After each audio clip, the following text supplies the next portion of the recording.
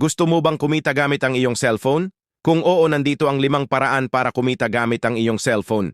Una, online selling, magbenta ng mga produkto sa mga platforms tulad ng Shopee, Lazada, at Facebook Marketplace.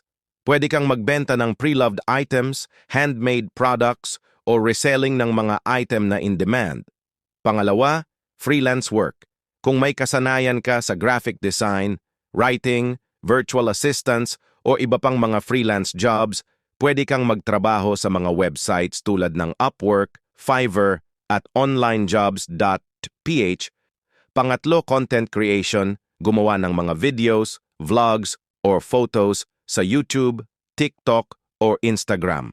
Kapag dumami ang followers mo, pwede kang makipag-collaborate sa mga brands at kumita sa pamamagitan ng mga ads o sponsored posts. Pang-apat, online surveys at pag-review ng produkto.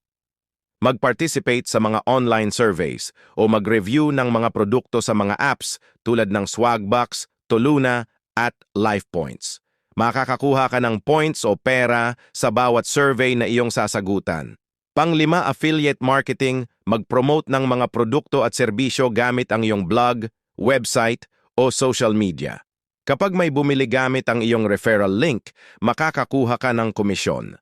Ang mga halimbawa ng affiliate programs ay Shopee Affiliate Program at Lazada Affiliate Program. Sa mga nabanggit na paraan, mahalaga ang konsistensya at tiyaga para kumita ng malaki. Ayan ang 5 paraan para kumita gamit ang cellphone. Kung meron kang ibang paraan para kumita ng pera gamit ang cellphone, ay comment mo lang. Maraming salamat sa panonood. Kung nagustuhan mo ang video, please like and share ang video at follow mo ako.